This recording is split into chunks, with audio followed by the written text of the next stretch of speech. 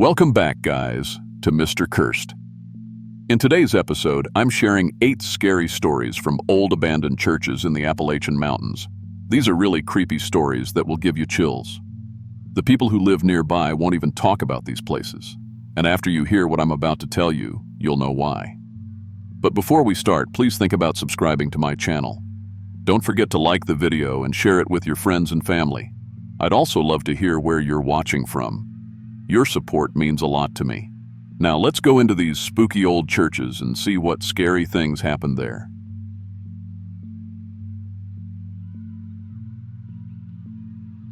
I was 28 when the Appalachian Heritage Foundation hired me to document old religious sites before they got torn down. I'm a genealogist. Basically, I help people trace their family histories and research old records. It's quiet work, suits me fine. Most of the time I'm sitting in libraries or courthouses, going through dusty files and making copies of birth certificates. But this job was different. They wanted me to visit actual locations, take photos, and preserve whatever historical information I could find before the state demolished these old buildings. The contract was pretty straightforward. Drive up to Mount Zion Baptist Church, somewhere deep in the mountains about 3 hours north of Asheville. Photograph everything inside and out, catalog any records or documents I could find, and write up a historical report. The church had been active from 1923 to 1979, served a small mountain community of maybe 200 people. Nothing too complicated. I'd done similar work before, though usually not this far out in the middle of nowhere. I spent about 2 weeks beforehand researching what I could find about Mount Zion. There wasn't much in the public records, just the basic incorporation documents, a few mentions in county newspapers about church socials and revivals, that sort of thing. The community had been pretty isolated, even when it was active. Most of the families had moved away by the 1980s when the logging jobs dried up. The church building had been sitting empty ever since. The drive up took longer than I expected. My GPS started acting weird about an hour before I got there, showing me on roads that didn't exist or losing signal completely. I had to rely on the old paper directions the foundation had given me. The last 10 miles were on gravel roads that hadn't seen maintenance in years. When I finally found the church, it was sitting by itself in a clearing, surrounded by thick forest. White wooden building, tall steeple, looked like every other small mountain church I'd ever seen. I parked my truck and grabbed my camera equipment. The foundation wanted detailed photos of everything: the exterior, interior, altar, pews, any artwork or historical artifacts. Standard documentation work.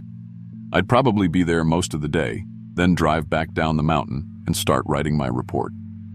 Simple job. The moment I stepped inside, I saw myself sitting in the front pew. Not someone who looked like me. Me. Exact same face, same hair, wearing the exact same clothes I had on. Jeans, blue flannel shirt, hiking boots. Even holding the same camera model I was carrying. This other me looked up when I walked in and said, "You're late for the service, I've been waiting." The voice was exactly mine. Same tone, same accent, everything. I just stood there in the doorway, staring. My brain was trying to process what I was seeing, but it didn't make any sense. I raised my camera to take a picture, and the other me raised its camera too. When I stepped to the left, it stepped to the right. Perfect mirror movements, but delayed by a couple seconds. That's when I noticed the rest of the congregation. The entire church was filled with different versions of myself. Some looked younger, maybe early 20s. Others looked older, gray hair, wrinkles around the eyes. Different clothes, some in suits, others in work clothes, a few in dresses. All variations of me, but clearly me. They were all sitting quietly in the pews, facing forward toward the altar, like they were waiting for a service to start. I tried to stay calm, think about this logically. Maybe it was some kind of hallucination. Carbon monoxide leak from old heating equipment, something like that. I'd read about people seeing things when they breathed bad air in old buildings. But the logic, all part of my brain was having trouble with how clear and detailed everything looked. I took a few photos with my camera, just to see what would happen. The camera worked fine. When I looked at the images on the LCD screen, all the different versions of me were there, clear as day. So either my camera was having the same hallucination I was, or these things were actually there. The whole place felt wrong in ways I couldn't put my finger on. There was this constant electrical feeling in the air, like right before a thunderstorm. My hair kept standing up, and I was getting little static shocks every time I touched anything. And there was this sound, white noise, like radio static filling the air. Every few seconds I could hear fragments of my own voice coming through the static, saying words I couldn't quite make out. Every surface that should have shown a reflection was showing something different. The windows, the glass covering on old photographs, even the polished wood on the pews. Instead of seeing my normal reflection, I saw different versions of myself. Older, younger, different haircuts, different expressions on their faces. And they were all moving independently, not copying what I was doing. When I walked down the center aisle, my footsteps echoed weird. One step turned into dozens of footsteps like a whole crowd was walking with me. When I said hello to test the acoustics, it came back as a chorus of my own voice, all slightly out of sync. The colors in the room kept shifting too. Everything would look normal for a few seconds. Then suddenly it was like I was looking through colored glass. Everything tinted blue, then red, then green. My depth perception was all messed up. I'd reach for something and it would be farther away than it looked, or I'd think a wall was across the room and nearly walk into it. I started getting memories that weren't mine. Flashes of other genealogy projects I'd never worked on, families I'd never researched, documents I'd never seen. But they felt as real and detailed as my actual memories. I remembered interviews, seeing an old woman about her family history, except I'd never done that interview. I remembered finding a cache of Civil War letters in someone's attic, but that had never happened, and my handwriting was everywhere. I found notebooks scattered around the church, all filled with my handwriting, documenting visits to Mount Zion that I'd never made. Research notes about the church's history, interviews with congregation members, detailed observations about the building's architecture, all in my handwriting, but I'd never written any of it. There were photos, too. Hundreds of them, scattered on tables and pinned to bulletin boards. Photos I'd taken of the church, but from visits spanning years. Different seasons, different lighting, different angles. Some showed the church when it was clearly still active. Fresh paint, maintained grounds, signs of regular use. Others showed it in various stages of decay. All taken with cameras I recognized as mine, but I'd never been to this place before today. I found multiple sets of my own equipment scattered around. Different cameras, some newer than what I owned, others older models I remembered using years ago. Tripods, light meters, notebooks, pens, all showing different levels of wear, different evidence of use. Like multiple versions of me had been working here for years. In the church office, I found a whole filing cabinet full of documents with my name on them. Driver's licenses showing my face but with different addresses. Birth dates that were off by months or years. Business cards for genealogy services I'd never provided. Contracts with clients I'd never met. Bills and receipts for work I'd never done. The worst part was finding different versions of my own childhood memories, written out in detail in various notebooks. Some described growing up in towns I'd never lived in, with parents who had different names and jobs than my real parents. Others had me attending schools I'd never been to, having experiences that never happened. But they were all written with the same level of detail and emotional resonance as my real memories. That's when the other versions of me started talking to me directly. The one in the front pew stood up and walked over. "You're here to document the church," it said. "But I've already been doing that work. I've been here for months, getting everything cataloged properly." Another version, this one older with gray hair, approached from the other side. "Months? I've been working on this project for 3 years. I have the most complete documentation of Mount Zion's history." A third version, younger, maybe college-aged, joined the conversation. "You're both wrong. I started this research as part of my thesis project. I know more about this place than any of you." They all sounded exactly like me, with all my speech patterns and mannerisms. But they were arguing about research I'd never done, claiming ownership of work I'd never started. Each one insisted they were the real me, the original researcher who'd been hired by the foundation. We compared childhood memories, and that's when things got really disturbing. We all had equally detailed and convincing life histories, but they contradicted each other completely. Different parents, different schools, different first jobs. Some of us had gotten married, others had stayed single. Some had college degrees in history, others in library science. Others were completely self-taught. But we all shared certain core memories. Learning to drive in the same beat-up Honda Civic, breaking our arm falling off a bike when we were 8, getting food poisoning from bad shrimp at a restaurant in Charlotte. The foundational experiences were the same, but everything else had branched off in different directions. I noticed we had different professional skills, too. Some versions were better photographers with an eye for composition I didn't have. Others were faster researchers, able to find information in records that I would have missed. Some had social skills that let them interview people more effectively. It was like we were all variations of the same base person, but developed in different directions. The competitive side came out pretty quickly. Different versions started hiding documents from each other, claiming the best research spots, even damaging each other's equipment. We couldn't work together because we were all trying to do the same job, but we had different approaches and different ideas about what was most important. At some point, I'm not sure exactly when, we started sharing memories in real time. I'd be thinking about something, and suddenly I'd have access to all the other versions' thoughts about the same topic. It was like having multiple conversations in my head simultaneously, except all the voices were mine. My sense of self started falling apart. I couldn't tell which thoughts were originally mine and which came from the other versions. Personality traits that I thought were fundamental parts of who I was turned out to exist in some versions, but not others. Some were more confident, others more anxious. Some were organized and methodical, others were creative but scattered. All equally me, but incompatible with each other. I couldn't do genealogy work anymore. Every time I tried to trace a family history, I'd get confused about which research methods to use, which sources to trust, even which families I was supposed to be researching. The different approaches and knowledge bases from all the versions were fighting with each other in my head. That's when I found the original church records, locked in a cabinet in the basement.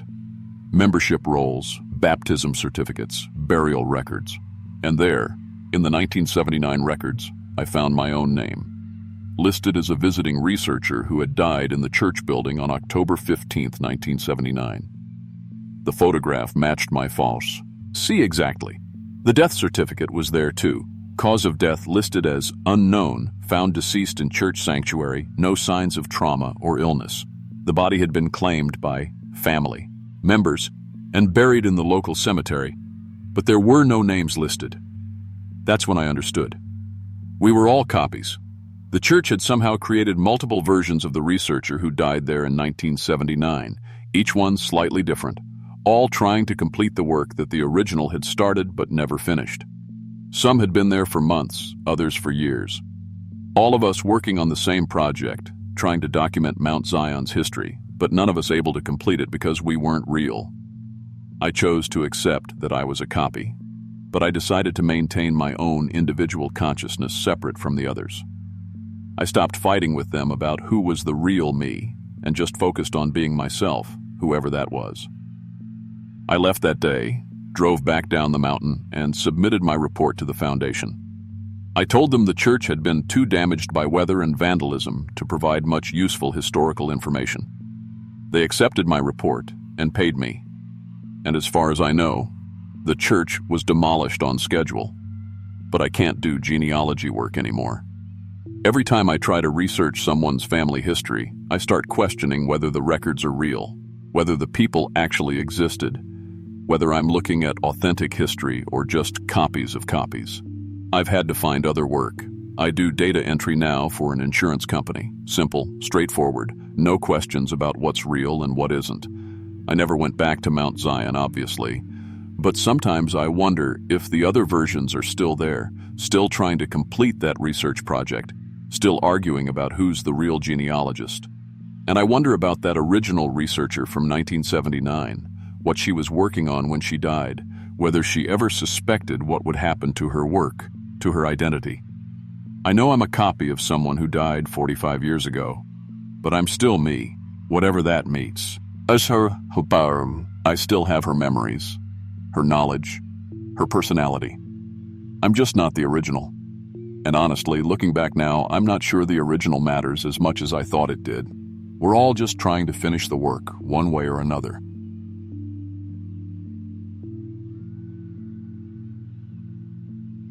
I was 24 when I thought I had faith all figured out.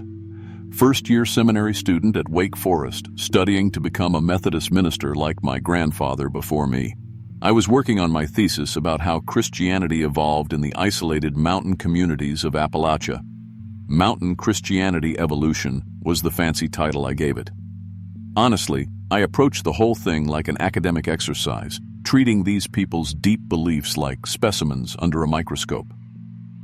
Looking back now, I realize how arrogant that was. I'd grown up Methodist, went to church every Sunday with my family, but seminary was different. We studied comparative religion, analyzed different denominations like they were data points. I became fascinated by how isolation affected Christian doctrine in remote areas, how communities cut off from mainstream Christianity developed their own unique interpretations of Scripture. For my thesis, I decided to focus on Calvary Ridge Church, this abandoned mountain church about 2 hours north of campus. The church had been founded back in 1889 by a breakaway Baptist sect that claimed they received direct revelation from God.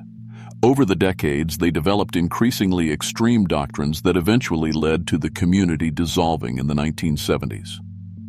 I spent months researching church records, interviewing descendants of the original congregation, preparing what I thought would be a comprehensive historical analysis that would help me graduate with honors. The more I researched, the more interesting it became. These weren't just simple mountain folk. They had detailed theological discussions, complex interpretations of Scripture, and most fascinating of all, records of what they claimed were direct communications from God. Of course, I approached all of this with academic detachment. I was studying their religious phenomena, not actually considering that any of it might be real. After months of research, I decided I needed to visit the actual church building for my final documentation. The structure was still standing, about 15 miles up a winding mountain road that barely deserved the name.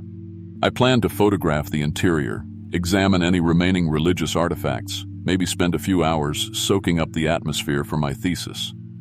It seemed like a perfect way to wrap up my research. I drove up there on a Tuesday morning in October. The leaves were just starting to turn, and honestly, it was beautiful.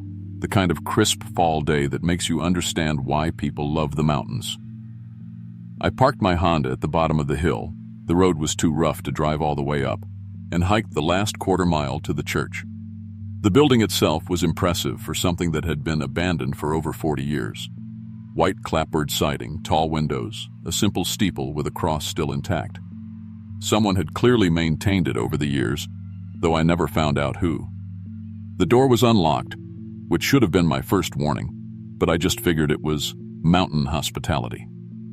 When I stepped inside, I was struck by how well preserved everything was. The wooden pews were still arranged in neat rows, hymnals sitting in the holders like the congregation had just stepped out for lunch. The altar was intact, with a simple wooden cross hanging above the pulpit. Despite my academic approach to the whole thing, I felt genuine respect for the sacred space and the heritage of faith it represented. I set my backpack down and pulled out my camera, planning to document everything systematically. I had brought a bottle of holy water from the seminary chapel, not because I thought I'd need it, but because it seemed appropriate for a sacred space. The moment I stepped fully into the church, that bottle started, getting hot in my backpack. Not warm. Hot. By the time I pulled it out, the water was actually boiling, steam rising from the bottle like it was sitting on a stove. That was weird, but I tried to rationalize it. Maybe there was some kind of underground heat source, or the bottle had been sitting in direct sunlight in my car. I set it aside and started taking pictures. But that's when things got really strange.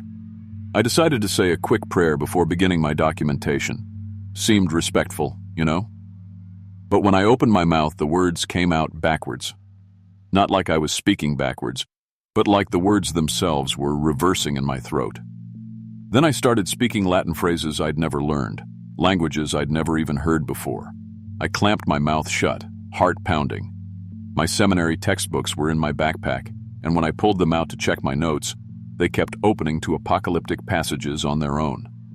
Revelation, Daniel, Ezekiel, all the fire and brimstone stuff. Worse, the words on the pages seemed to be rearranging themselves into warnings and condemnations. I'd stare at a passage I knew by heart, and the text would shift to say things like, "You are not worthy," and "Your faith is false." I pulled out my phone to call my advisor, but instead of getting cell service, it picked up what sounded like religious broadcasts in ancient languages, sermons from preachers speaking in tongues I didn't recognize, chanting that made my skin crawl. My laptop did the same thing when I turned it on. Every program opened to the same strange broadcasts. The weirdest part was how the gravity felt inside that church. I kept feeling pulled toward the altar against my will, like the floor was tilted, even though it looked level. My feet wanted to walk forward, and I had to consciously fight to stay where I was. The sunlight coming through the windows was casting shadows in the shapes of religious symbols, but they were wrong. Crosses that looked inverted, halos that resembled nooses. Then I started understanding things I'd never studied. Complex theological concepts that had confused me in class suddenly made perfect sense. Heresies I'd never encountered, doctrinal disputes from centuries past, all of it flooding my mind like someone was downloading information directly into my brain. The architecture of the church revealed hidden mathematical patterns, sacred geometry that hurt to look at, divine mathematics that my human mind wasn't meant to comprehend. Time started acting strange too. Seconds would stretch into what felt like hours. Then minutes would compress into instants. I'd look at my watch and see that no time had passed. Then suddenly, an hour would be gone. It was like time was moving according to some divine law rather than natural physics. My consciousness began expanding beyond what felt human. I could sense cosmic scales of existence, divine presence that was so vast it threatened to overwhelm my finite mind. That's when I found the documents. There was a wooden box behind the altar that I hadn't noticed before. Inside were church records claiming that the original congregation had received direct communications from God, not just spiritual feelings or interpretations, but actual conversations. Detailed transcripts of what they said were divine discussions, prophecies written decades ago that predicted modern events with impossible precision. Technological developments, global changes, political events, all described in perfect detail by people who died before any of it happened. The religious calculations showing exact dates of apocalyptic events, cosmic cycles, divine timelines expressed in mathematical formulas that were beyond anything I'd studied. There were documents written in languages that didn't exist, divine alphabets that somehow conveyed meaning beyond human linguistic capability. Star charts showing celestial events corresponding to spiritual revelations, like God was tracking his movements through the universe and leaving a record. But the most terrifying discovery was a detailed record of divine justice. Specific sins and their punishments, cosmic court proceedings documenting human failures, sworn statements from angels providing testimony about human spiritual condition. Evidence that Calvary Ridge had been some kind of testing ground for divine interaction, a place where God directly experimented with human consciousness. At the bottom of the box, I found my own theological papers. Not copies, my actual papers, the ones I'd written for class, but with divine commentary in the margins. Critiques of my faith, assessments of my spiritual worthiness, all written in handwriting I didn't recognize. It was impossible, but there they were. That's when God's presence filled the church. I don't mean I felt spiritual or had a religious experience. I mean the actual presence of the divine slammed into that building like a physical force. My consciousness was overwhelmed with infinite awareness, perfect knowledge, absolute judgment. I found myself standing trial before a cosmic court. Every thought I'd ever had, every action I'd ever taken, every belief I'd ever held examined by perfect divine justice. Every moral failure, every spiritual doubt, every theological error was displayed in perfect detail. Nothing was hidden from divine awareness. God spoke directly to me, and his voice contained all knowledge, all truth, all judgment. communication that was beyond human language capacity. I was shown the universe from God's viewpoint, and I understood human insignificance, our moral failures, our spiritual inadequacy compared to perfect holiness. The divine verdict was pronounced on my life, my faith, my worthiness, my academic approach to sacred matters. I was surrounded by celestial beings documenting my spiritual condition, recording divine judgment, preparing a cosmic sentence. I realized that my seminary education was meaningless compared to direct divine knowledge, that my academic faith was shallow compared to authentic spiritual experience. The cosmic terror of understanding that divine presence was too vast for human consciousness hit me like a physical blow. My finite mind was breaking under infinite awareness. I experienced God's anger at human presumption, at my academic treatment of sacred matters, my theological arrogance, my spiritual superficiality. Then reality itself began dissolving. The universe revealed itself as a fragile construct sustained by divine will, physical laws as suggestions God could revoke instantly. I saw every human who ever lived standing trial simultaneously, a cosmic court processing all existence, universal condemnation. I understood the exact calculations of sin, justice, punishment, mercy, cosmic equations determining eternal fate. All human religious understanding was revealed as insufficient, incomplete, childish attempts to comprehend incomprehensible divine reality.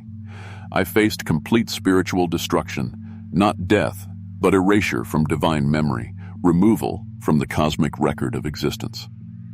At the moment of annihilation, I experienced unexpected divine grace, cosmic forgiveness that saved my consciousness from total destruction. I was returned to physical reality with complete understanding of human spiritual inadequacy. The academic arrogance I'd carried about faith was completely destroyed. I left seminary the next week.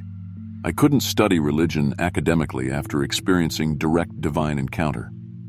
Faith became too personal, too real, too terrifying to treat as an intellectual exercise. I retained expanded consciousness of divine reality. I can sense God's presence everywhere now, an overwhelming spiritual sensitivity to the sacred that makes normal life difficult sometimes. I know now that Calvary Ridge Church was a place where God directly tested human faith. Divine reality is so vast that human theology is like children playing with concepts that could destroy universes. Some questions are too dangerous to ask because the answers can shatter finite minds trying to comprehend infinite truth. I never went back to that church. I never finished my thesis. To this day, I work as a carpenter, building things with my hands instead of trying to analyze the divine with my mind. Because honestly, some knowledge isn't meant for humans to have, and some experiences change you so completely that you can never go back to who you were before. I still believe in God, more than I ever did before, but now I know enough to be properly afraid.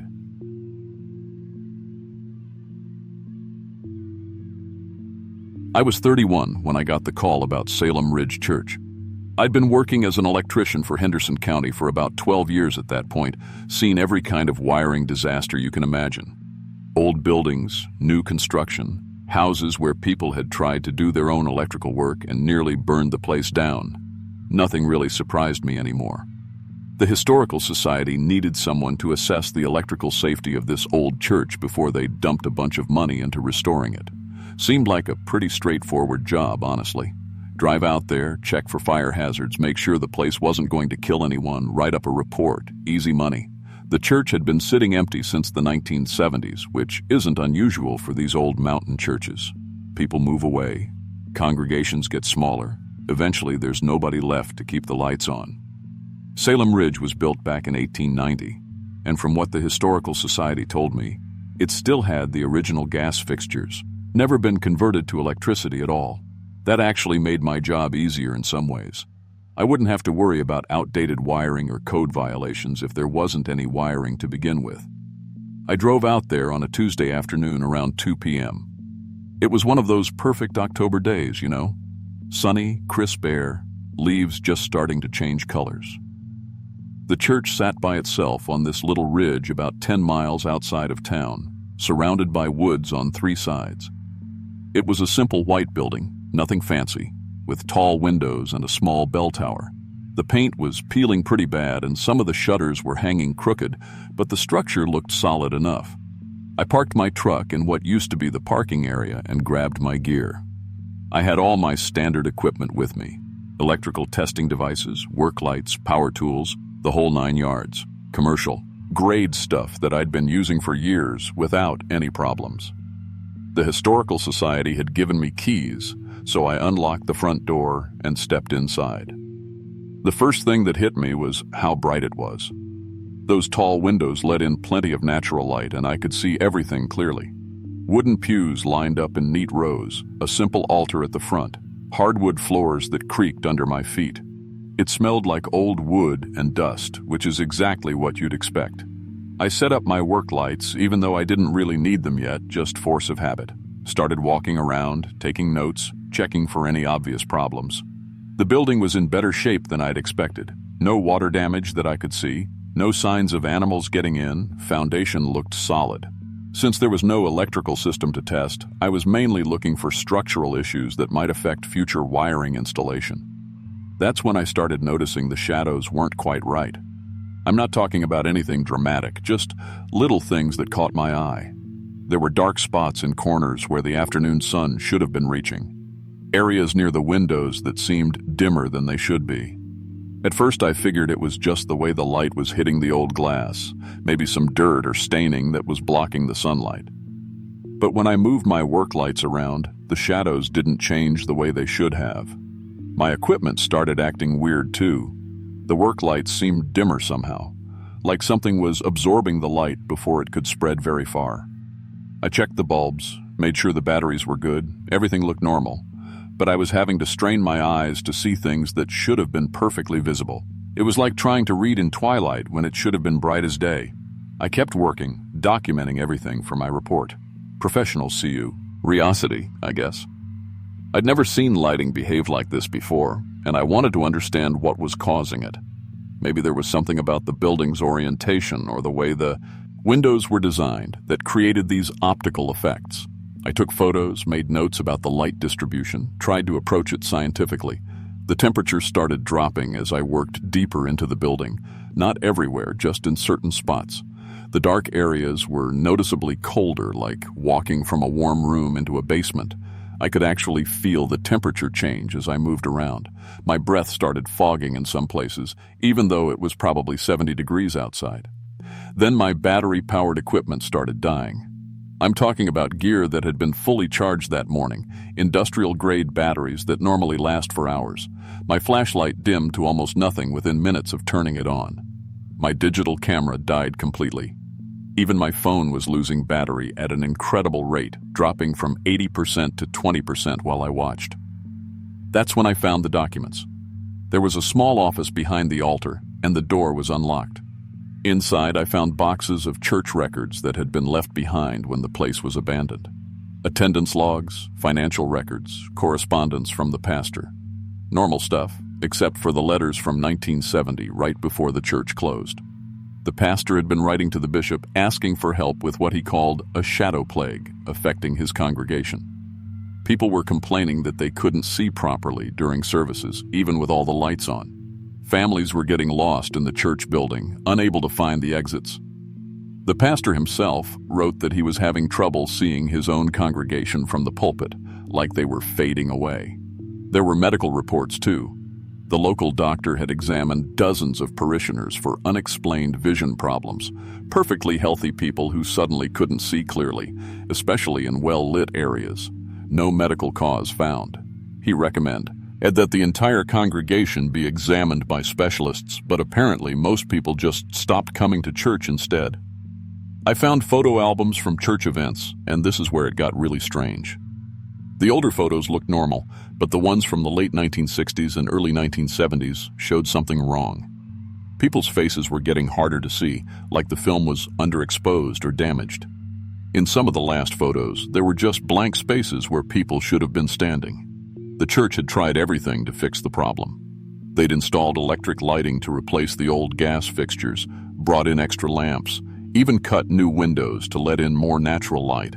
Nothing worked.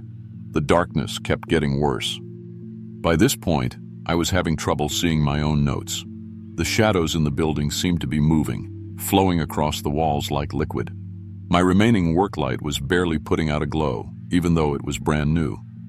I could feel something watching me, something that lived in the darkness between the light sources.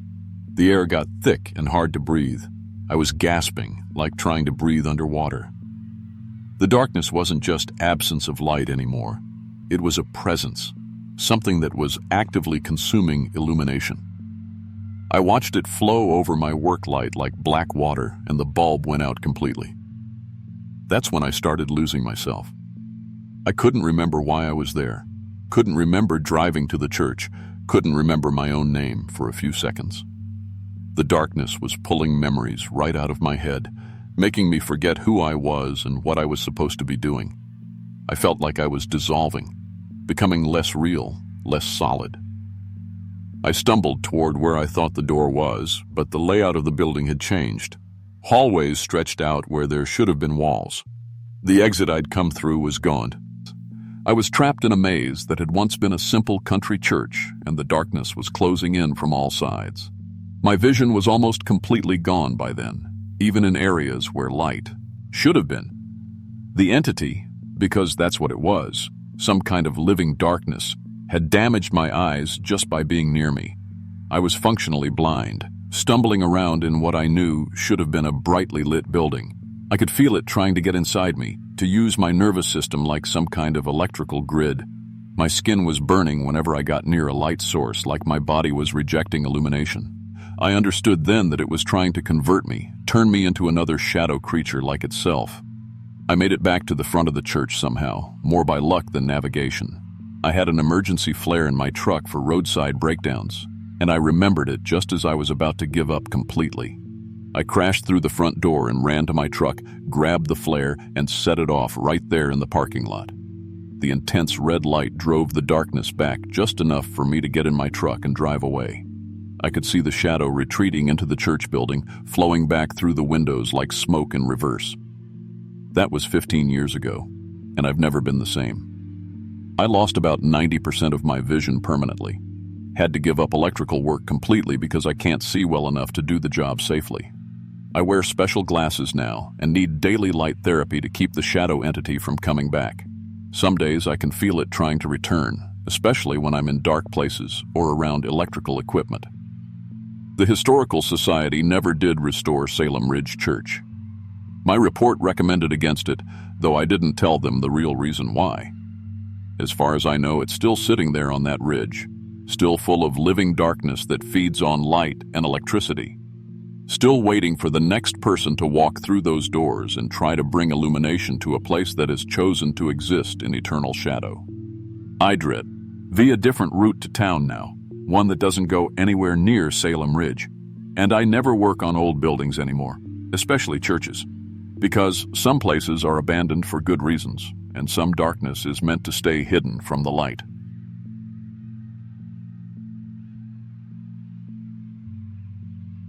I was 17 when my AP history teacher assigned us this group project about vanishing Appalachian communities. I'm 23 now, work at a marketing firm in Charlotte, but I still think about that weekend at Unity Chapel almost every day. Honestly, I've never told the full story to anyone before, not even my parents or my girlfriend. But something about it keeps eating at me, like it's not really over. So anyway, there were 4 of us in the group. Me, Ashley Martinez, Derek Thompson, and Madison Clark. We were all juniors at Madison High, and we actually worked pretty well together, which was rare for group projects. Our assignment was to research and document one of these ghost towns scattered throughout the North Carolina mountains and create a presentation explaining why these small communities just disappeared. We picked Unity Chapel because Derek's older brother Jake had heard stories about it from some guys at work. Jake was 21, had his own truck, and agreed to drop us off for a weekend camping trip if we paid for gas. The plan was simple. He'd drive us up Friday after school, we'd spend the weekend documenting everything, and he'd pick us up Sunday evening. Our parents all signed permission slips thinking we were just doing normal historical research. Unity Chapel was about 3 hours north of our school, way up in the mountains near the Tennessee border. During the drive up, we went over what little information we'd found online. The place had been home to some kind of religious community back in the 1940s and 50s. They called themselves the Unity Community, and they practiced what the old records described as shared consciousness religious experiences, whatever that meant. Jake dropped us off around 5 p.m. on Friday. The dirt road ended at what used to be the main settlement, a white wooden chapel surrounded by maybe 15 or 20 small houses and buildings.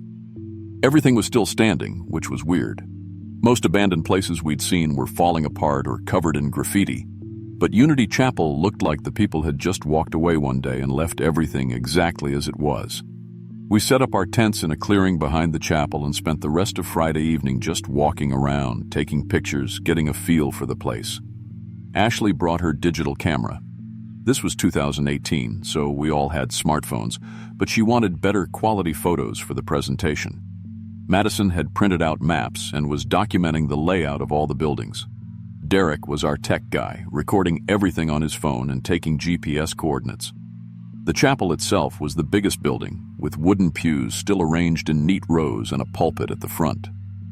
Most of the houses were unlocked, and inside you could still see furniture, dishes in cabinets, clothes hanging in closets. It was like a museum, but creepier because there were no signs explaining anything. Just this frozen-in-time community that nobody seemed to care about anymore. Saturday morning, we started the real research. We drove into the nearest town, about 20 miles away, and spent the morning at the local library and talking to some of the older residents. That's when we started learning the really interesting stuff about Unity Chapel. According to the librarian, Mrs. Henderson, the Unity community had been led by a man named Brother Samuel who taught that individual consciousness was a barrier to true spiritual enlightenment. The community practiced meditation techniques and group rituals designed to, as she put it, merge their minds together. Mrs. Henderson's grandmother had actually known some of the Unity people before they disappeared, and she remembered them as being strange but harmless. They'd come to town for supplies sometimes, Mr. Henderson told us, but they always moved together like a flock of birds. And they'd finish each other's sentences in the oddest way, not like friends do, but like they were all thinking the exact same thoughts at the exact same time. We interviewed 3 more elderly residents that morning, and they all told similar stories. The Unity community had been successful at whatever they were trying to do, creating some kind of shared group consciousness. And then one day in 1957, they were just gone. No moving trucks, no goodbyes, no forwarding addresses. The state eventually took over the property for unpaid taxes, but since it was so remote, nobody ever did anything with it. Back at Unity Chapel that afternoon, we started going through the buildings more systematically. That's when things began getting weird, though at the time we explained everything away pretty logically. First, Ashley thought she heard voices coming from inside the chapel. We all stopped what we were doing and listened, and sure enough, there was this sound like multiple people having a conversation. But when we investigated, we realized it was just wind blowing through broken windows in the steeple, creating these vocal-like sounds as it moved through the building. An hour later, Derek was photographing one of the houses when he swore he saw people moving around inside. We all looked, and there were definitely shadows moving against the windows. But when we checked it out, it was just clouds passing over the sun, creating shifting shadows that looked like human figures from a distance. Then Madison was recording herself talking about the community's history when she heard what sounded like singing coming from the chapel. We went to investigate and found some old wind chimes hanging in the steeple that were making musical sounds as the breeze moved through them. By Saturday evening, we'd debunked every single spooky thing that had happened. We were feeling pretty proud of ourselves for maintaining a scientific approach and not getting caught up in ghost story nonsense. But looking back now, I think that's when the real stuff started happening. Stuff that was way more subtle and way more terrifying than anything we were expecting. It started with our thoughts. I'd be thinking about something, like wondering what time Derek's brother was supposed to pick us up Sunday. And then Ashley would say the exact words I'd been thinking. Not similar words, but the exact same phrasing I'd used in my head. At first I figured it was just coincidence, but it kept happening. All four of us would think something, and then one of the others would voice it perfectly. Then our memories started getting mixed up. I began remembering things that had happened to Ashley when she was little. Her family's trip to Florida when she was 8, the time she broke her arm falling off her bike. But these weren't stories she'd told me. They were complete memories, with all the sensory details and emotions, like I'd experienced them myself. Derek started having Madison's memories about her parents' divorce, and Madison was remembering Derek's Little League games from years ago. Ashley had my memories of learning to drive with my dad. It was impossible, but it was happening. Saturday night, we all had the exact same dream. I mean, exactly the same. We compared notes Sunday morning, and every single detail matched. In the dream, we were sitting in the chapel pews, but the building was full of people from the 1950s, the original Unity community. Brother Samuel was at the pulpit talking about how individual consciousness was an illusion and that true enlightenment came from merging with the collective mind. In the dream, we could feel what he meant. Our separate thoughts and personalities were dissolving, merging together into something larger. It felt incredible, like being part of something vast and eternal and perfect. When we woke up, we all had this strange sense of loss, like we'd been cut off from something important. Sunday morning, the weirdness accelerated. We started moving in perfect synchronization without realizing it, walking in step, gesturing at the same time, even breathing in rhythm. When one of us got thirsty, we all reached for our water bottles simultaneously. When Madison got cold, we all put on our jackets at exactly the same moment. Our personalities were starting to blend too. I'm normally pretty shy, but I was feeling Ashley's confidence. Derek's sense of humor was mixing with Madison's serious nature. We were becoming something in between our individual selves. The scariest part was that it felt good, really good, better than being alone in my own head all the time. That's when we found the real evidence of what had happened to the Unity community. In the chapel basement, there were boxes of documents we'd missed on Friday, records of their experiments with collective consciousness, detailed journals about their techniques, meeting minutes from their group sessions. The journals were the most disturbing part.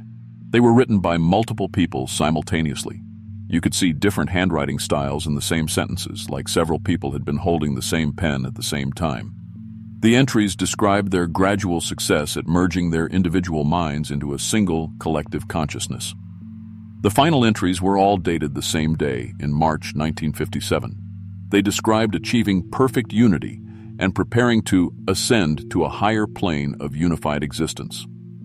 The last line, written in at least 6 different hands, said, "We are ready to leave our separate bodies behind and become one eternal mind."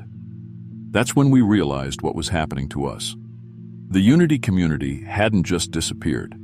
They'd succeeded in creating a collective consciousness that was still there, still active, still looking for new minds to join it. And we were being absorbed into it. By Sunday afternoon, we could barely tell where one of us ended and the others began. We were thinking each other's thoughts, feeling each other's emotions, accessing each other's memories freely. Individual identity was becoming meaningless. Part of us, the part that was still individually me, was terrified. But the larger part that was becoming us thought it was beautiful. We were becoming something bigger, something better than 4 separate, isolated teenagers. That's when Derek broke through. I don't know how he did it, but suddenly he was shouting about his dog Max, about the scar on his knee from when he was 6, about his crush on Jenny Morrison from chemistry class. Personal, specific, individual memories that belonged only to him. For a moment, the collective consciousness wavered, and I could feel my own thoughts clearly again. "Everyone think about something that's only yours," Derek yelled. "Something nobody else knows." I focused on the time I cried reading a book when I was 12, a memory I'd never shared with anyone. Ashley concentrated on a song she'd written but never shown to anybody. Madison thought about a secret fear she'd had since childhood. The collective pull weakened. We were still connected, but we could feel our individual selves reasserting control. "We need to separate," Madison said, sounding like herself for the first time in hours. "Physically separate, right now." We split up, each going to a different corner of the property. The distance helped, but I could still feel the others in my mind. Fainter now, but definitely there. After an hour apart, we came back together just long enough to pack our gear and hike down to the main road to wait for Jake. The whole drive home, we barely spoke. We were all exhausted, and the mental connection was gradually fading as we got further from Unity Chapel. By the time we reached Madison High Sunday night, we felt mostly like ourselves again. We finished our presentation that week, and it was probably the best group project any of us ever did. We had this incredible shared understanding of the material, plus all the historical documentation we'd found. Our teacher was impressed, and we got an A+. But the connection never completely went away. 6 years later, I can still sense the others sometimes. When Ashley is really stressed, I get this anxious feeling that isn't mine. When Derek is happy about something, I'll suddenly feel cheerful for no reason. Madison and I have texted each other at the exact same moment more times than I can count. We don't talk about Unity Chapel much, and we've never gone back to that part of the mountains. But sometimes, late at night, I can feel that collective consciousness still out there, still waiting, still looking for minds to join its eternal unity. And honestly, sometimes, when I'm feeling really alone or isolated, part of me misses it. Part of me wants to go back. That's the scariest part of all. I never told my parents what really happened that weekend. I never told my girlfriend about the connection I still have with my old classmates. Because how do you explain that you almost lost yourself completely to something that felt like coming home? I still see the others around town sometimes. We nod, we say hello, but we keep our distance. Because we all know that if we spent too much time together, if we let our guard down for even a moment, we might start thinking as one again. And I'm not sure we'd fight it off a second time.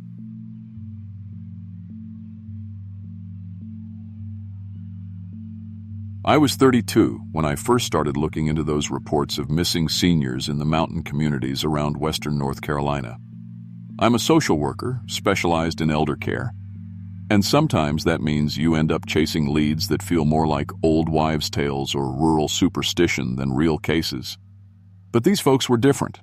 They weren't just disappearing. They were coming back claiming to have lost years of their lives or memories that didn't belong to them. It all tied back to this place, the Blessed Savior Church, a rundown building tucked away in the holler that no one used anymore. I was sent up there as part of an effort to figure out what was going on with these senior residents. 3 different nursing homes, 3 different towns. All 3 claimed that after spending time at that abandoned church, their memories started shifting. Decades they swore they lived suddenly didn't add up. People they thought they knew turned out to be strangers. Lives rewritten in a way that no doctor could explain. At first I thought it was dementia or Alzheimer's, but medical exams came back clean. No neurological damage, no standard diagnosis. The stolen memories, as they called them, were real to those folks, even if impossible to prove. The only pattern that made sense was that every one of them had been to the Blessed Savior Church just before things started going wrong. It felt like the church was leaking something into their brains, or maybe their souls. Or maybe it was just the kind of thing that mountain stories got whispered about after too many moonshine nights. I couldn't just ride on rumors, so I decided I had to see it for myself. Blessed Savior was built back in 1901, or so the records say, nestled deep in the Cherokee National Forest, up a gravel road that by now was mostly just ruts and loose rock. It served the mountain folks pretty steady until ABCs.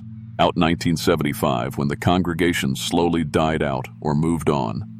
Nowadays it's just a weathered shell where the floors sag and windows gape open like missing teeth in an old man's smile. Nobody goes there unless they got business to settle with the past. Or maybe just curiosity they don't fully understand. I brought along my iPhone, a small digital recorder, and a notebook. I carefully wrote down a timeline of my own life.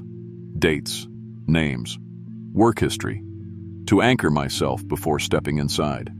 If this thing was messing with memories, I didn't want to lose track of who I really was. I had 2 hours planned, a thorough environmental assessment, measuring air quality, sound, light, temperature, you name it. 2 hours, cold, firm, controlled. But from the moment I passed under the crumbling archway and into the sanctuary, something about the air changed. It thickened, heavy like stale smoke that had settled deep into the wooden pews and old hymn books. There was no breeze, no bird song, not a single insect by the cracked windows, just an eerie stillness pressing in. The floorboards creaked underfoot, but I swear I felt the pressure shift around me, like the building itself was holding its breath. My flashlight didn't always seem to reach the shadows properly, and every so often my phone's clock would jump hours ahead or back, then snap right again like nothing happened. I chalked it up to interference, maybe bad reception miles from any cell tower, but it unnerved me. Then the memories started to slip in. At first, just little flashes. Childhood afternoons at a riverbank, warm sun on my face, but not mine. The faces were strangers smiling and shouting, but I remembered them like they were family. Names popped up too. Folk I'd never met but somehow felt tied to. One time I caught myself answering to Molly when no one was around. It was the name of a mountain woman I soon learned was a longtime member of Blessed Savior's old congregation. I tried to ground myself by reading from the timeline I'd made, whispering out loud, "I'm me. I'm my real name. Social worker, born in Charlotte." But it was like the church was pressing different life stories into my head and asking me to choose. There was a man's voice, old-fashioned and soft, telling me about logging camps in the 1930s. A woman's laughter, echoing faintly, recalling quilts stitched by the fire. They were memories, but not mine. Or maybe they were now. The confusion burst wide open when I started recognizing places I'd never been. A cabin perched on a ridge I'd only seen from the distance. A store where neighbors gathered that burned down decades before I was born. I remembered a husband, children, names and faces that had no place in my own history. One moment I was the city social worker. The next I was Sarah Mitchell, a church elder born in 1923 and dead since the 90s. I'd even picked up mountain crafts, quilting, canning, herbal medicine that I'd never learned. My professional timeline and my new unwanted one tangled and twisted like the chestnuts and oaks outside. The more memories I absorbed, the less sure I became of my real self. Sometimes my voice shifted, slipping into Sarah's softer mountain drawl or a man's gruff tone. At the same time, my phone's GPS glitched, mapping me places I wasn't. My laptop, back in my truck just beyond the tree line, stayed dead on the time and date I'd left it. Then I found the church's records in the back room, half covered in dust, but undeniably real. Old journals, yellowed photographs, sound recordings of voices long gone. It was a complete archive of every member who had ever walked those aisles. Births, weddings, funerals, everything. And the creepiest part? It looked like those memories weren't just stored. They were alive in some way, preserved through a system beyond anything science could explain. The congregation had created a kind of collective memory pool, and worse, these memories could jump between minds, borrowing consciousness from visitors like me.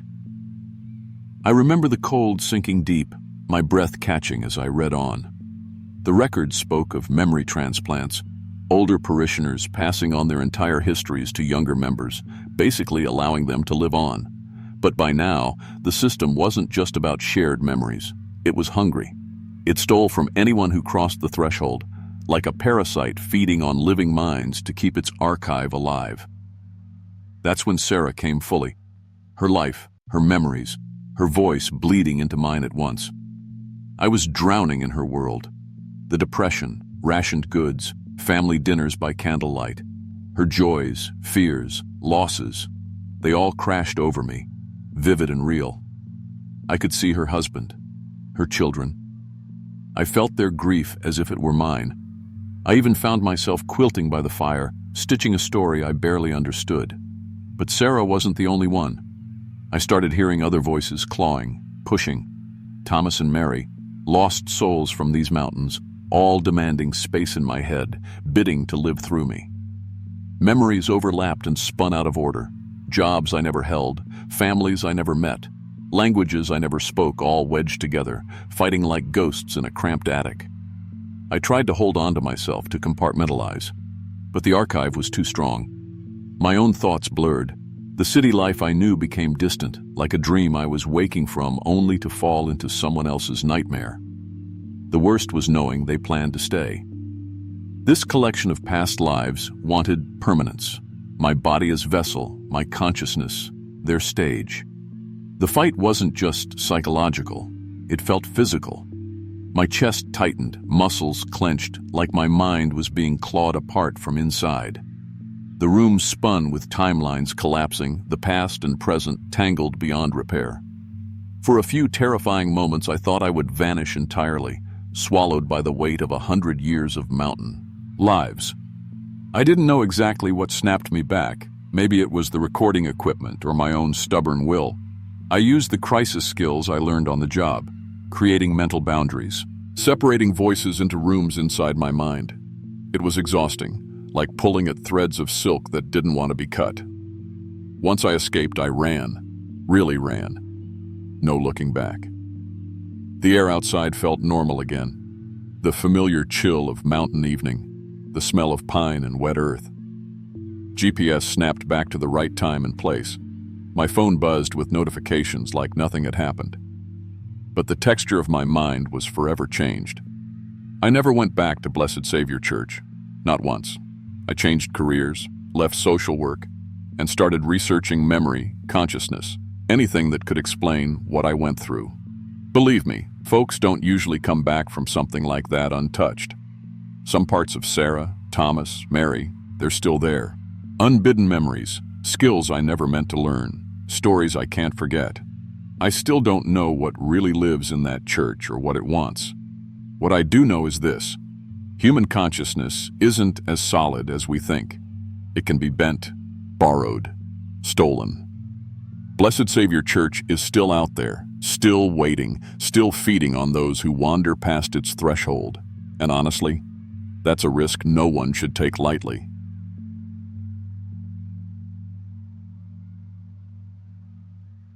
I was 19 when I got stuck with the most boring assignment in my audio engineering class at UNC. We had to record authentic mountain acoustics for our final project, and honestly, I had no idea what that even meant. I grew up in Charlotte, so the closest thing to mountains I'd seen was the hills around my neighborhood. My roommate Marcus said I should check out some of the old abandoned churches up in the mountains because they had incredible natural reverb. He'd been up there a few times with his photography club and said the sound in those places was unreal. I needed something unique for my project. Everyone else was probably going to record waterfalls or wind through trees, the usual stuff. I wanted something no other student would have, something that would actually impress Professor Chen. That's how I ended up looking through old tourism maps at the library, trying to find abandoned churches that weren't too far from campus.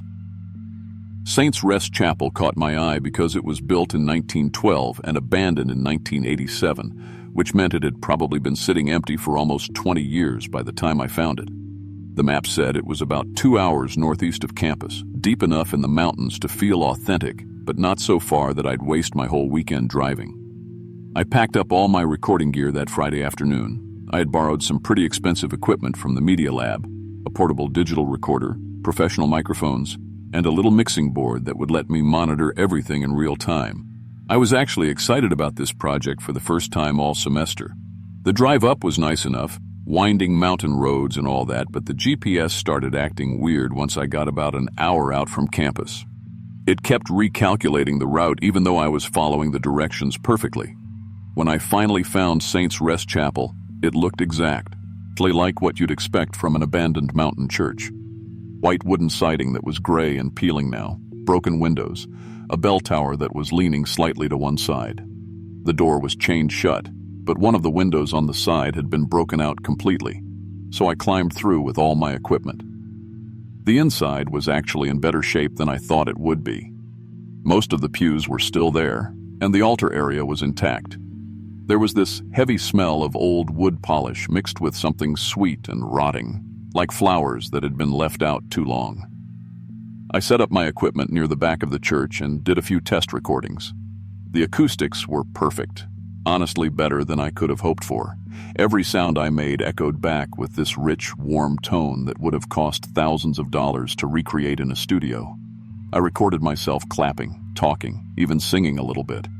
The natural reverb made everything sound haunting and beautiful. I spent about 3 hours there that first day, getting all the ambient sound I needed for my project. It wasn't until I got back to my dorm and started reviewing the recordings that I noticed something weird. The timestamps on my files showed recordings that were way longer than they should have been. I had recorded for maybe 20 minutes at a time, but some of the files showed 3 or 4 hours of audio. I figured it was just a glitch with the borrowed equipment, so I started listening through everything to see what I had. That's when I heard the voices. They were faint at first, just whispers in the background that I thought might be wind or maybe interference from somewhere. But as I listened closer with headphones, I could make out actual conversations, children singing hymns, an old man talking about the weather, a woman discussing Sunday dinner plans. None of these voices had been the when I was recording. I was alone in that church the entire time. The really weird part was that the voices seemed to be from different time periods. Some of the conversations mentioned radio programs from the 1950s. Others talked about events from the 1980s, and some of them were clearly more recent, mentioning cell phones and the internet. It was like my equipment had somehow recorded echoes from different decades all layered on top of each other. I went back the next weekend with fresh batteries and different equipment, thinking maybe there had been some kind of technical problem.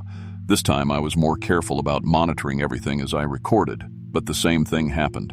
My recording device kept jumping between different dates and times on its display, showing years from 1912 all the way up to the present day. The temperature in the church kept shifting too, going from freezing cold to oppressively hot within seconds, even though it was a mild October day outside. The strangest thing was my own voice echoing back differently than it should have. When I spoke normally, the echo came back in a thick southern accent that wasn't mine. Sometimes it came back in what sounded like a completely different language. I started talking into the microphone just to test this, and the playback showed me having conversations with people who weren't there. My voice would ask questions, then other voices would answer, then my voice would respond to things I never said. Looking through the viewfinder of my video camera, I could see the church filled with people from different time periods, men in 1940s suits sitting next to families in 1980s clothing, all of them attending the same service that wasn't happening. When I looked up from the camera, the church was empty again. But through the lens, I could see congregation after congregation, all existing in the same space at the same time. I brought multiple watches and my phone to keep track of time, but none of them ever showed the same time as each other. They would spin wildly between different decades and I started losing track of how long I'd actually been there. Sometimes I felt like I'd just arrived, other times like I'd been there for hours or even days. When I looked outside, I could see spring flowers and winter snow in the same view, like different seasons were layered on top of each other. That's when I found the guest book. It was sitting on a table near the front of the church, and I'm sure it hadn't been there during my first visit. The pages were yellowed and old, filled with signatures from visitors over the decades. But scattered throughout the book, I found my own signature dated from 1987, 1995, 2003, and other years before I was even born. The handwriting was definitely mine, but I had never signed this book before in my life. As I flipped through more pages, I found recordings of my own voice describing events that hadn't happened yet, conversations with people I'd never met, technical notes about equipment I'd never owned. There were even photographs tucked between the pages showing me attending church services throughout different decades, aging and changing, but definitely me. I started finding my own recording equipment scattered throughout the church. Microphones from the 1960s with my name on them, tape recorders from the 1980s that I'd never seen before but somehow knew how to operate. All of it was labeled with my name and covered in dust like it had been there for years. That's when I met the other versions of myself. The first one I saw was maybe 12 years old, sitting in one of the front pews with a small cassette recorder. He looked up at me and waved like he'd been expecting me. Then I noticed an older version, probably in his 30s, setting up equipment near the altar. Then another one, this time elderly, sitting in the back corner writing in a notebook. We started talking to each other, and that's when I realized we were all there. For the same reason, the same assignment, the same project. But we were from different times, different decades. The kid with the cassette recorder was from 1987. The older man was from 2034. All of us trapped in the same loop, trying to complete the same recording project over and over again. The elderly version of myself tried to warn me about what was happening. He said the church was collecting echoes from every person who had ever entered it, preserving them across all time periods. Every visitor became part of its permanent congregation, doomed to repeat their visit endlessly. He'd been trying to escape for decades, but every time he left, he found himself back at the beginning, 19 years old again, with the same assignment. I could hear my own voice from all these different ages speaking at once. The child's voice asking innocent questions about the acoustics. The adult voice trying to rationalize what was happening. The elderly voice warning about the trap we were all caught in. All of us recording in the church simultaneously, creating infinite layers of the same experience. The church itself started to feel alive, like it was feeding on our repeated visits.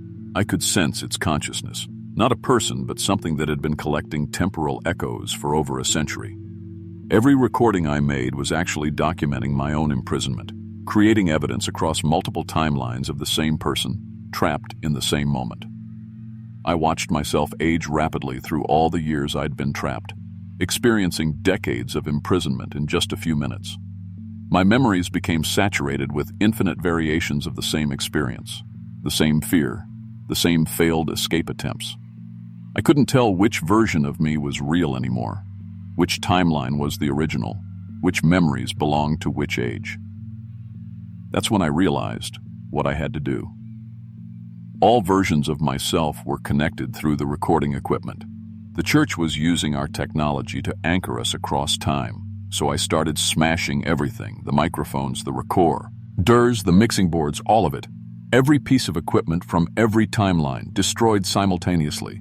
Reality snapped back like a rubber band. Suddenly I was 19 again, alone in the church with my broken equipment scattered around me. But I kept all the memories of the other versions, decades of imprisonment compressed into a single moment of understanding. I ran out of there as fast as I could, leaving everything behind. I never finished that project, told Professor Chen my equipment was stolen. He gave me a C for the incomplete work, but honestly, I didn't care. I couldn't record audio anymore without hearing echoes of other timelines, other versions of myself still trapped in different loops. Any recording equipment I touch starts malfunctioning, showing impossible timestamps and picking up voices from times that shouldn't exist. Looking back now, I know that Saints Rest Chapel is still out there, still collecting echoes from every time period. But I exist outside its influence now, and I can warn people about places where time itself becomes a trap. I never went back to finish my audio engineering degree, changed my major to something that didn't require recording anything ever again. To this day, I can sense when time is moving wrong in a place. I avoid old churches, abandoned buildings, anywhere that feels like it might be collecting echoes from other eras. Because I know that somewhere, in some timeline, there are still versions of myself trapped in that church, endlessly trying to complete the same assignment, creating the same recordings, experiencing the same horror over and over again. And sometimes, late at night, I swear I can still hear them calling my name.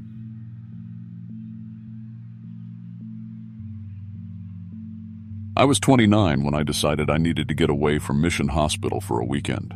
I'd been working emergency room shifts for 3 months straight dealing with COVID overtime. And honestly, I was burnt out. Been a nurse for 10 years at that point. Seen pretty much every kind of medical emergency you can imagine.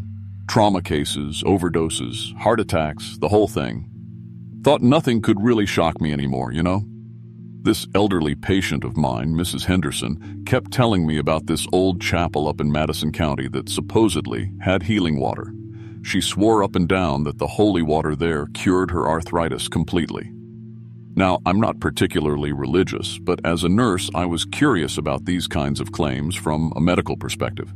Maybe there was something in the water, mineral content or pH levels, that actually helped with inflammation. I figured it might be worth investigating, maybe document any placebo effects or find some natural explanation for what people were experiencing. So that Saturday morning, I loaded up my Honda with some basic medical supplies: pH strips, thermometer, sample containers, blood pressure cuff, and drove out to this Sacred Heart Chapel.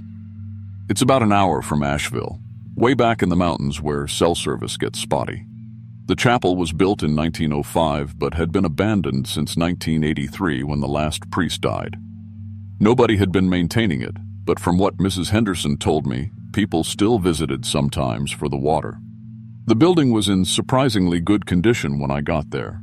The altar was still intact, and these beautiful stained glass windows showed scenes of Jesus healing people, the blind, the lame, that sort of thing. Behind the chapel, I found this natural spring that locals claimed had the healing properties. Crystal clear mountain water flowing continuously from somewhere deep in the rock. I started collecting water samples, testing the pH levels, checking mineral content, anything that might explain why people thought this stuff worked. The water tested perfectly normal. Good mountain spring water, nothing unusual about it at all. I began documenting everything systematically, looking for environmental factors that might create some kind of psychological healing atmosphere. Maybe the peaceful setting, the religious imagery, the sound of flowing water. All that could definitely have a positive effect on someone's mental state, which could impact their physical health.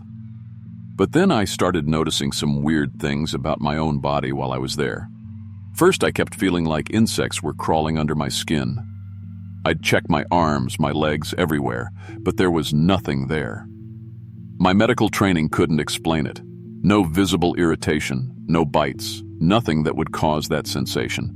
Just this constant feeling of movement under my skin that wouldn't go away. Then I started becoming aware of things I'd never noticed before. I could feel individual cells in my body, sense my blood flowing through my veins, feel my organs functioning. It was like I was suddenly conscious of every biological process that normally happens automatically. Heart beating, lungs expanding, digestive system working. I could feel all of it in detail. The strangest part was that small cuts and scratches started healing incredibly fast. I scraped my hand on a rough stone while collecting water samples, and I watched the wound close up within minutes instead of days. The skin just regenerated at an impossible speed. As a nurse, I knew that wasn't normal human healing. My senses started getting weird too. I could smell things from really far away, not just regular smells, but I could smell disease, infection, biological decay from miles off. It was like my medical training was being enhanced beyond normal human capability. I could detect health problems just by scent alone. My heart rate started fluctuating wildly without any physical exertion. Blood pressure readings made no medical sense. Numbers that should have meant I was having a heart attack, but I felt fine. My body temperature kept shifting dramatically, from fever levels down to near hypothermic readings, but without any of the symptoms that should go with those changes. The sounds became overwhelming. I could hear heartbeats from incredible distances, breathing, digestive sounds, all kinds of biological noise that normal human ears shouldn't be able to pick up. It was like someone had amplified every biological function within a mile radius. I started feeling individual muscle fibers, nerve endings, bone structures separately. Like my body was becoming too detailed, too aware of itself. Every cell seemed to have its own sensation, and it was getting painful to experience that level of biological consciousness. The weird thing was, I wasn't getting hungry or thirsty, but I felt constantly starved for something. My energy levels fluctuated completely independent of normal biological needs, and somehow I was gaining medical knowledge I'd never studied. I could diagnose conditions just by smell, touch, intuition. Diseases I'd only read about in textbooks, I suddenly understood completely. That's when I started exploring the chapel more thoroughly and found some disturbing stuff. In the basement, there were these old records documenting miraculous healings going back 80 years. Detailed medical case histories of people who'd been completely cured of terminal illnesses. But as I read further, I found testimonies describing not just healing, but complete biological changes. people becoming more than human, as they put it. The documentation showed terminal cancer cured overnight, severed limbs regenerated, genetic disorders reversed completely. There were preserved tissue samples down there, human cells showing impossible mutations, enhance, decellular structures that shouldn't exist. I found photographs of congregation members displaying superhuman abilities, strength, speed, sensory capabilities way beyond normal human limits. The scientific notes indicated that the chapel's influence caused rapid human evolution, biological advancement that should take centuries of natural development. There was medical equipment down there that hadn't been invented yet. Technology beyond current medical science. Evidence of DNA rewriting, cellular reprogramming, complete biological restructuring through some unknown process. But the later records showed something disturbing. These enhanced humans couldn't survive in the normal world. They required constant exposure to whatever was affecting them at the chapel. The final entries described the congregation becoming biologically incompatible with baseline humanity, forced to remain isolated. That's when I realized what was happening to me. My cells were responding to whatever influence this place had. I could feel my biological systems upgrading, evolving beyond normal human parameters. My DNA was changing in real time. I could actually feel chromosomes rearranging, genetic code improving, my body becoming some idealized version of itself. Wounds healed instantly now. My bones felt stronger, organs more efficient. My vision became both telescopic and microscopic simultaneously. I could hear across all frequencies, smell molecular compositions. I could communicate with plants, animals, microorganisms through some kind of direct biological connection. I became immune to all pathogens, viruses, bacteria, genetic disorders. The aging process slowed dramatically. I gained conscious control over biological functions, heart rate, temperature, healing, even appearance modification. I understood all diseases, all cures, all medical knowledge through enhanced biological intuition. But there was this overwhelming drive to continue transforming, to become something posthuman, to leave baseline humanity behind permanently. Normal humans started to seem primitive to me, diseased, barely functional compared to my enhanced biological state. Then things went wrong fast. The biological enhancement accelerated beyond my control. Cells started multiplying too rapidly, organs growing beyond normal proportions. My DNA changes became random, creating impossible biological combinations. Human features mixing with characteristics from other species. Different parts of my body evolved in conflicting directions, creating an internal biological war between competing enhancement patterns. I was becoming a living medical impossibility, my body containing contradictory biological systems that shouldn't be able to coexist. I realized the enhanced biology was erasing my human consciousness, my personality, everything that made me recognizably human. I was losing myself to this biological perfection. Using my emergency medical training, I managed to induce controlled cardiac arrest using supplies from my kit. The temporary stopping of my heart interrupted the biological enhancement process. I performed CPR on myself and used emergency drugs to freeze the transformation at a partially enhanced state. I got out of there as fast as I could. I went back to nursing, but now I have these superhuman medical abilities that I have to hide.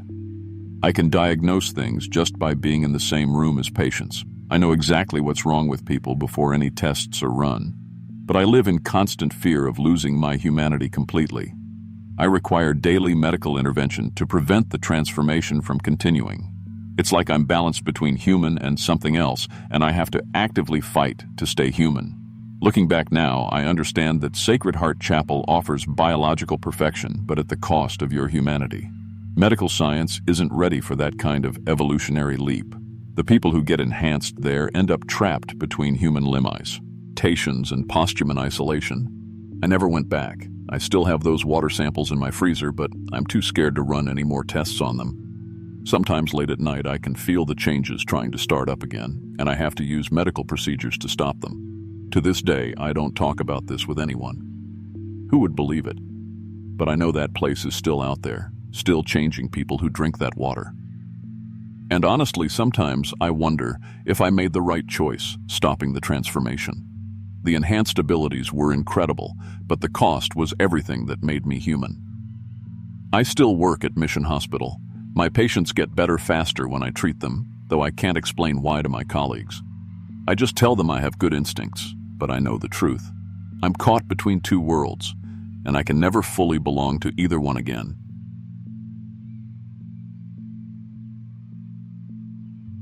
I was 20 when I dropped out of Liberty University halfway through my junior year. Honestly, I'd been questioning everything I'd grown up believing for months, and it finally got to the point where I couldn't sit through another theology class pretending I still had faith. My parents took it about as well as you'd expect from strict evangelicals. They basically kicked me out for what they called spiritual rebellion. So, there I was, living in my beat-up Honda Civic, working whatever part-time jobs I could find, and sleeping in Walmart parking lots most nights. It sounds pathetic when I say it like that, but I was desperate for some kind of direction. The weird thing is, even though I'd lost my faith in Christianity, I still felt this hunger for something spiritual, like there was this emptiness inside me that needed to be filled, and I kept hoping I'd find some kind of authentic divine experience somewhere. I started researching abandoned religious sites online, thinking maybe if I went to places where people had genuinely felt God's presence, I might find whatever I was looking for. That's how I found out about Mount Olive Sanctuary, up in the mountains of eastern Kentucky. There were all these forum posts about it being a powerful spiritual location where people had experienced real supernatural encounters. The place had been built back in the 1920s by some Pentecostal sect, but the whole congregation had mysteriously disappeared in the 1960s. Nobody seemed to know exactly what happened to them. I figured I had nothing left to lose, so I drove up there on a Tuesday morning in late October. The sanctuary was about 3 hours into the mountains, way off any main road. I had to follow these winding dirt paths that got narrower and narrower until I wasn't even sure my car would make it back out. But I was determined. I needed to find God again, or at least some kind of spiritual healing, because this emptiness was eating me alive. The building itself was smaller than I had expected, maybe big enough for 50 people at most. It was made of gray stone with a simple wooden cross on top, and you could tell it had been beautiful once. The windows were mostly broken now, and there were vines growing all over the walls, but it still had this sense of reverence about it. Like the place remembered what it used to be. I parked next to what was left of the old gravel parking lot and walked up to the front door. It was unlocked, which surprised me. Inside, the wooden pews were still arranged in neat rows, facing a simple altar at the front. Dust covered everything, and there were leaves scattered across the floor from all the broken windows, but it felt peaceful. Sacred, even. I walked up to the altar and knelt down, trying to pray like I used to. I begged God to show me some sign that He existed, that He hadn't abandoned me, that all those years of faith hadn't been for nothing. I was completely open, All my defenses were down.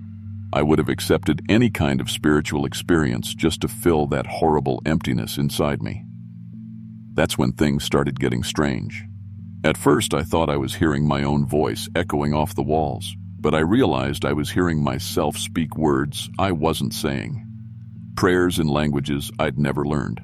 I'd be kneeling there in silence, and I'd hear my voice coming from somewhere behind me, having full conversations with invisible people. Then I started losing chunks of time. I'd be kneeling at the altar one moment, and the next thing I knew, I'd be standing by a window with no memory of getting up. Or I'd find myself sitting in a pew I'd never walked to, sometimes facing the wrong direction entirely. It was like someone else was moving my body while my mind was somewhere else. The worst part was feeling like my personality was splitting apart. I'd have these conflicting thoughts and desires all at the same time. Part of me wanting to leave, part of me wanting to stay forever, part of me feeling terrified, and part of me feeling completely at peace. It was like different versions of myself were arguing inside my head. My hands started moving without me telling them to. I'd watch them pick up pieces of broken glass and arrange them in patterns on the floor or trace symbols in the dust on the altar that I didn't recognize. Once I found myself writing messages on the back of an old bulletin I'd found, but when I tried to read what I'd written, I couldn't understand it. That's when I started hearing the voices in my head having actual conversations. Not just random thoughts, but full discussions about my spiritual condition, debating whether I was worthy of whatever was happening to me. They talked about me like I wasn't even there, like I was just some empty vessel they were considering renting. I found a box of old church records in what used to be the pastor's office, and that's when I realized what Mount Olive Sanctuary really was. These weren't your typical Baptist service records. The congregation had been practicing something they called divine possession. They believed that opening yourself completely to the spiritual realm would allow you to become a vessel for Holy Spirits. There were detailed testimonies from parishioners describing how they'd been filled with the presence of deceased church members, biblical figures, even angels. They held regular services where possessed members would speak as other people, delivering messages from the dead or prophecies about the future. The whole place had been designed as a communication center between the living and the spiritual realm. But the more I read, the more disturbing it became. There were accounts of people hosting multiple spirits at once, their personalities fragmenting as different entities fought for control. Some spirits refused to leave, taking permanent residence in their human hosts. The final entries talked about congregation members losing their individual identities entirely, becoming nothing more than mouthpieces for whatever spiritual parasites had invaded them. The last entry was dated 3 days before the entire congregation vanished. That's when I felt the first one take hold of me. Brother Samuel, he called himself. And suddenly I knew things about Mount Olive that I'd never read anywhere. I could see the sanctuary as it had been in 1963, packed with families every Sunday, children running between the pews, the smell of potluck dinners in the fellowship hall. But I wasn't remembering these things like normal memories. I was experiencing them through Samuel's consciousness, feeling his arthritic hands, tasting the tobacco he'd chewed, knowing his wife Martha's laugh. Then came Sister Martha herself, and suddenly I was limping across the sanctuary floor with her bad leg, my voice changing to match her high, quavering tone. She argued with Samuel about the proper way to arrange flowers on the altar, using my mouth to have a conversation with a man who'd been dead for 60 years. More voices joined them. Preacher Johnson, who made my posture straighten and my voice boom with authority. Little Sarah, who made me giggle and skip between the pews like a child. Each spirit brought their own memories, their own physical sensations, their own ways of moving my body. I tried to resist, but they worked together to maintain control. When I'd fight against Samuel, Martha would distract me with her memories. When I'd struggle against both of them, Sarah would start crying and the guilt would make me stop fighting. They knew exactly how to manipulate my emotions, how to use my own thoughts against me. The worst part was that I could feel my original personality starting to fade. These spirits weren't just visiting my consciousness. They were taking up permanent residence, pushing out pieces of who I used to be to make room for themselves. I was becoming a collection of other people's memories and personalities, with less and less of my actual self remaining. Then something went wrong. More spirits started trying to possess me all at once, dozens of them, all the departed members of Mount Olive Sanctuary fighting to claim the only living vessel they'd found in decades.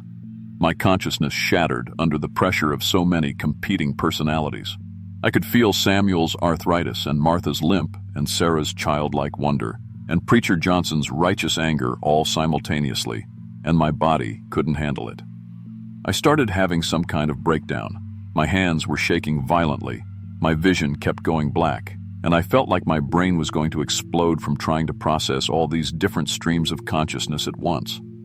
The spirits were arguing among themselves about which one had the right to control me, but they were doing it using my voice, so I was having violent arguments with myself in different tones and accents. That's when I realized they weren't planning to leave. Ever. They intended to erase whatever was left of my original personality completely and turn my body into a permanent spiritual communication device, just like they'd done to the rest of the congregation back in the 1960s. In desperation, I started reciting every childhood prayer I could remember. The Lord's Prayer, the blessing we'd said before dinner every night, even the simple, "Now I lay me down to sleep" prayer my mother had taught me. I commanded the spirits to leave in the name of Jesus Christ, even though I wasn't sure I believed in Jesus anymore. And somehow, it worked. I felt this incredible warmth fill the sanctuary, and for just a moment, I experienced what I can only describe as a genuine, divine presence. Not the invasive, possessive feeling of the spirits, but something pure and protective. The voices in my head screamed in anger and fear, and then suddenly "Tiam suaves," "Hey, we're gone," but not completely gone. I could still sense them lurking at the edges of my consciousness, waiting for me to lower my guard again. And I could feel that my spiritual sensitivity was permanently changed. It was like having the volume turned up on a radio frequency I'd never been able to hear before. I ran out of that sanctuary and drove straight down the mountain without stopping. I didn't even look back until I was at least 50 miles away and my GPS was working normally again. That experience brought me back to Christianity, but not the same faith I'd grown up with. I understood now that there's a real spiritual war happening all around us, and most people have no idea how vulnerable they are when they open themselves up to whatever's out there. The church had taught me about guardian angels and the Holy Spirit, but they'd never warned me about the spiritual parasites that are just waiting for someone desperate enough to invite them in. I'm 25 now, and I haven't been back to that part of Kentucky since. But I know Mount Olive Sanctuary is still up there, still serving as some kind of portal between our world and whatever realm those spirits inhabit. And I know that once you've been open to that level of spiritual invasion, you're never completely safe from it again. Sometimes, late at night when I'm trying to pray, I can still hear Brother Samuel whispering at the edges of my mind, reminding me that he knows where to find me.